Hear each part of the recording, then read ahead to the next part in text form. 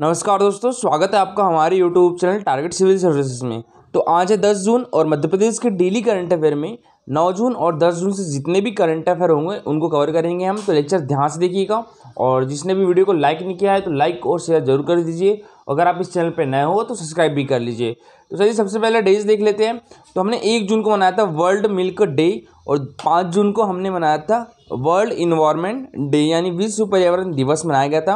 और 8 जून को मनाया था हमने विश्व महासागर दिवस यानी वर्ल्ड ओशियन डे।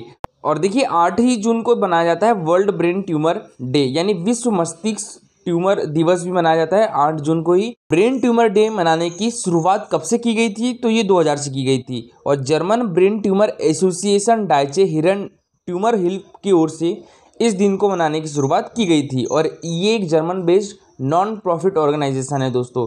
और देखिए ब्रेन ट्यूमर के लक्षण क्या क्या होते हैं। तो मूवमेंट में नियंत्रण की कमी होना, स्मृति हानि, सिर दर्द, शरीर के एक तरफ झुंझुनी या अकड़न, संतुलन की हानि, जी मचलना, थकान, चिंता या अवसाद, ये है ब्रेन ट्यूमर के शुरुआती लक्षण। चलिए सबसे पहले हमने जो कल करंट अफेयर पढ़े थे उसका रिवीजन कर लेते हैं, उसके बाद स्टार्ट करेंगे हम आज के करंट अफेयर। तो पहला क्वेश्चन था हमारा, मध्य प्रदेश की किस एकेडमी द्वारा दारा सिकोह भारतीय साझा संस्कृति के वाहक विषय पर ऑनलाइन वेबिनार का आयोजन किया गया? तो ये किस एकेडमी के द्वारा किया गया? ये मध्य प्रदेश उर्दू एकेडमी के द्वारा किया गया।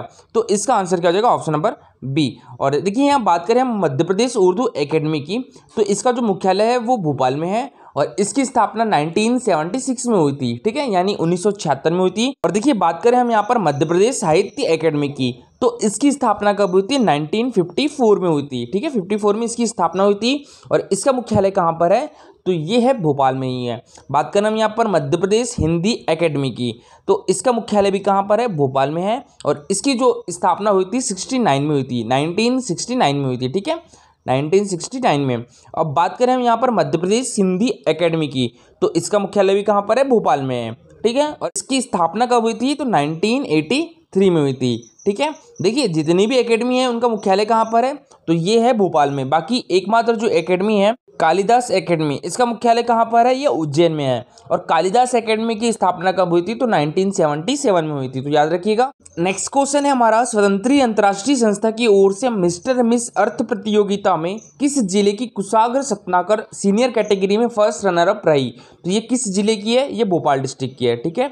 और देखिए इस प्रतियोगिता में भोपाल की रश्मि गोलिया और दिल्ली की विभापुरी और नॉटिंग यूके से doctor Abid Nisar jury member रही। क्वेश्चन है हमारा, Dada Saheb Phalke international award film foundation की ओर से कोरोना वॉरियर अवार्ड 2021 से किसे सम्मानित किया गया है? तो ये किया गया है डिम्पल नवानी को, ठीक है। और ये है डिम्पल नवानी, ये हमारे मध्य प्रदेश के भोपाल डिस्ट्रिक्ट की है। और देखिए डिम्पल नवानी को human rights social justice commission की ओर से गोल्ड मेडल भी दिया गया है।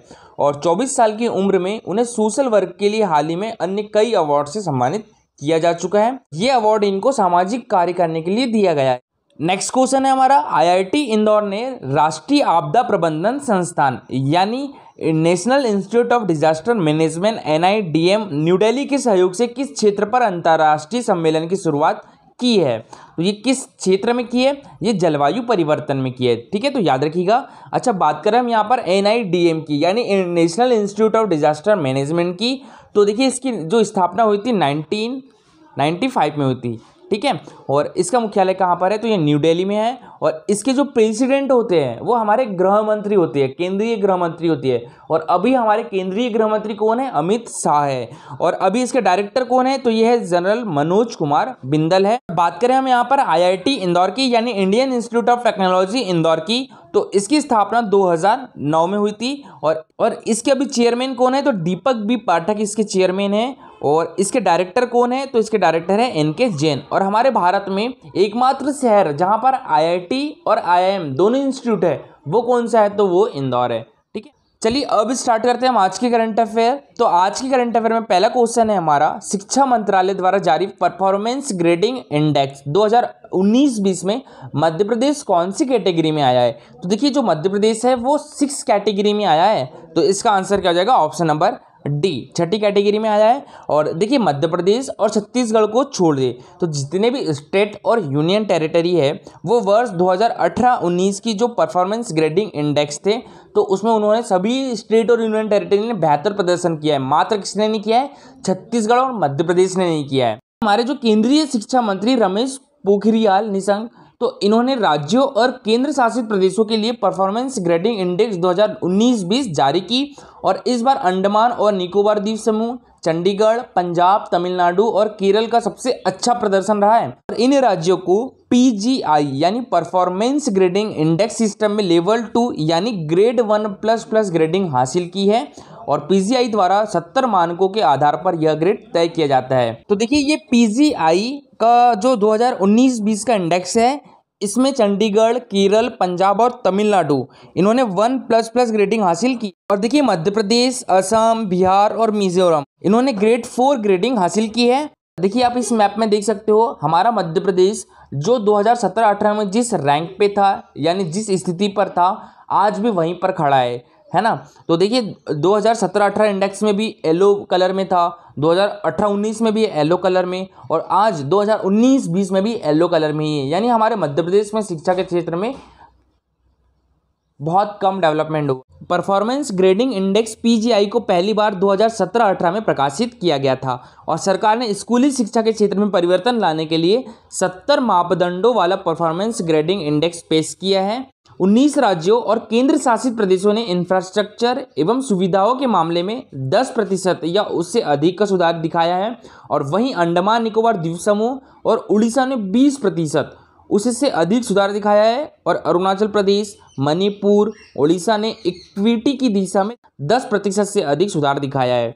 और इसके अलावा 19 राज्यों और केंद्र शासित प्रदेशों ने गवर्नेंस प्रोसेस के मामले में 10% या उससे अधिक का सुधार दिखाया। लेकिन हमारे मध्य प्रदेश में अभी इस क्षेत्र में थोड़ा भी सुधार नहीं हुआ है। तो याद रखिएगा शिक्षा मंत्रालय द्वारा जारी परफॉर्मेंस ग्रेडिंग इंडेक्स 2019-20 में मध्य प्रदेश कौन सी कैटेगरी में रहा है? तो 6 कैटेगरी में रहा है। और कौन सी ग्रेड में रहा है? तो 4th ग्रेड में रहा है। ठीक है, नेक्स्ट क्वेश्चन है हमारा इलेक्ट्रिक से ट्रेनों का संचालन करने वाला देश का पहला जोन कौन सा बन गया है? तो ये बन गया है WCR यानी वेस्ट सेंट्रल रेलवे जोन। तो इसका आंसर क्या हो जाएगा? Option number B. अच्छा WCR का मुख्यालय कहां पर है? तो यह है जबलपुर में हमारे मध्य प्रदेश में। ठीक है, हमारे मध्य प्रदेश की संस्कारधानी में है। और इसमें कौन कौन से डिवीजन आते हैं? तो एक तो भोपाल, जबलपुर। जो सेंट्रल रेलवे है यानी मध्य रेलवे है इसका मुख्यालय कहां पर है? मुंबई में है। और बात करें यहाँ पर हम NCR यानी नॉर्थ सेंट्रल रेलवे की, ठीक है, तो इसका मुख्यालय कहाँ पर है? तो यह इलाहाबाद में है। बात करें यहाँ पर वेस्ट रेलवे की यानी उत्तर रेलवे की तो इसका मुख्यालय है न्यू दिल्ली का। देखिए जो पश्चिम मध्य रेलवे जोन के अंतर्गत आने वाले सेक्शन और मंडलों में इलेक्ट्रिफिकेशन पूरा हो चुका है और ट्रेनें भी चलाई जाने लगी है। तो इस तरह भोपाल सहित तीनों रेल मंडलों में 100% इलेक्ट्रिफिकेशन वाला देश का पहला जोन कौन सा बन गया है? तो ये पश्चिम मध्य रेलवे जोन जबलपुर बन गया है। ठीक, और भोपाल रेल मंडल ने भी जोन के तीनों जबलपुर, कोटा से पहले इलेक्ट्रिफिकेशन कर पहला मंडल होने का रिकॉर्ड बनाया है। अन्य रेलवे जोन के मुकाबले पश्चिम मध्य रेल जोन ने सोलर सहित ग्रीन एनर्जी का उपयोग करने में भी अव्वल स्थान प्राप्त किया है। और इस काम में भोपाल रेल मंडल के बीना स्टेशन के नज़दीक लगाए गए सोलर प्लांट से बनने वाली बिजली का सीधा उपयोग रेल इंजनों में करने के मामले में भी एक अन्य रिकॉर्ड कायम किया गया है। और देखिए जो भोपाल रेल मंडल के बीना स्टेशन के पास लगाए 1.7 मेगावाट के सोलर प्लांट से हर साल 25 लाख यूनिट बिजली बनेगी और इससे प्रतिवर्ष 1.37 करोड़ रुपए की बचत होगी। तो याद रखिएगा इलेक्ट्रिक से ट्रेनों का संचालन करने वाला देश का पहला जोन कौन सा बन गया है? तो ये WCR बन गया है। WCR ने सोलर सहित ग्रीन एनर्जी का उपयोग करने में भी अव्वल स्थान प्राप्त किया है। नेक्स्ट क्वेश्चन है हमारा आत्मनिर्भर मध्य प्रदेश के लिए रोड मैप विषय पर वर्चुअल वेबिनार के आयोजन का शुभारंभ किसके द्वारा किया गया? तो ये हमारे MSME यानी सूक्ष्म लघु एवं मध्यम उद्यम मंत्री ओम प्रकाश सकलेचा जी के द्वारा किया गया। तो इसका आंसर क्या हो जाएगा? ऑप्शन नंबर सी।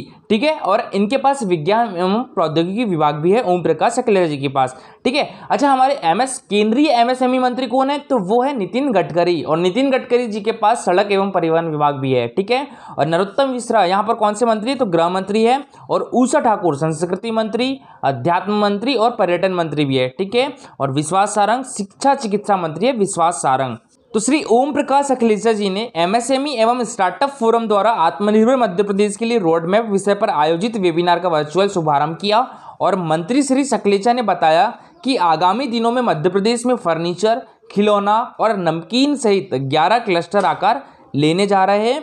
और श्री सकलेचा जी ने बताया कि अगस्त में मध्य प्रदेश में एक ही दिन में 3000 एमएसएमई इकाइयाँ शुरू करने जा रहे हैं और उन्होंने कहा कि मध्य प्रदेश में प्रतिदिन 2 से 3 इकाइयाँ शुरू की जा रही है और ऐसा करने वाला हमारा मध्य प्रदेश पहला राज्य है। ठीक है, तो आत्मनिर्भर मध्य प्रदेश के लिए रोड मैप विषय पर वेबिनार के आयोजन का शुभारंभ किसके द्वारा किया गया? तो ये ओम प्रकाश अखिलेचा जी के द्वारा किया गया। नेक्स्ट क्वेश्चन है हमारा, किस शहर के डॉक्टर मेघा बुधवानी को वुमेन इन टेक्नोलॉजी अवार्ड के लिए नामित किया गया है? तो ये किस शहर की है? ये मंदसौर डिस्ट्रिक्ट की है।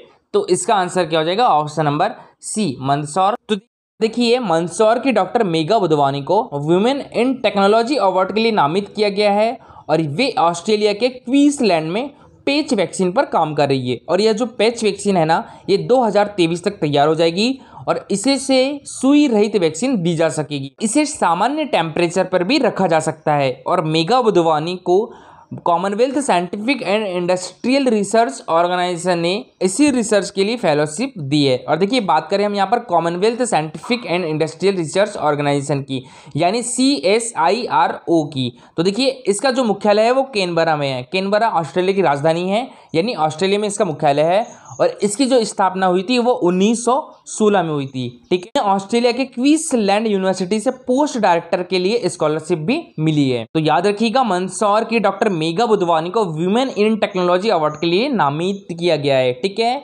और ये किस ऑर्गेनाइजेशन के द्वारा मिला है ये इनको? तो ये मिला है CSIRO यानी Commonwealth scientific and industrial research organisation के द्वारा। कल का हमारा क्वेश्चन था, वर्ष 2015 में इंदौर में आयोजित तीसरे अंतर्राष्ट्रीय धम्म धर्मा संगोष्ठी के विशिष्ट अतिथि कौन थे? तो ये थे श्री ल्योम्पो दामचो दोरजी और ये भूटान के विदेश मंत्री थे उस टाइम पे। तो इसका आंसर क्या हो जाएगा? Option number B. अच्छा, अभी भूटान के विदेश मंत्री कौन है? तो यह है तांडी दोरजी। भूटान की राजधानी क्या है? थिम्पू। भूटान के राजा कौन है? जिग्मे खेसर नामग्याल वांगचुक। और भूटान के अभी प्रधानमंत्री कौन है? तो यह है लोते शेरिंग। और दोस्तों, ये मोस्ट इंपॉर्टेंट क्वेश्चन है। ठीक है, मध्य प्रदेश की पिथौरा पेंटिंग में परंपरागत कलाकार भूरीबाई को पद्मश्री से सम्मानित किया गया है, तो वह किस आदिवासी समूह से संबंधित है? इसका आंसर पूरी डिटेल में दीजिएगा। ठीक है, मोस्ट इंपॉर्टेंट क्वेश्चन है ये।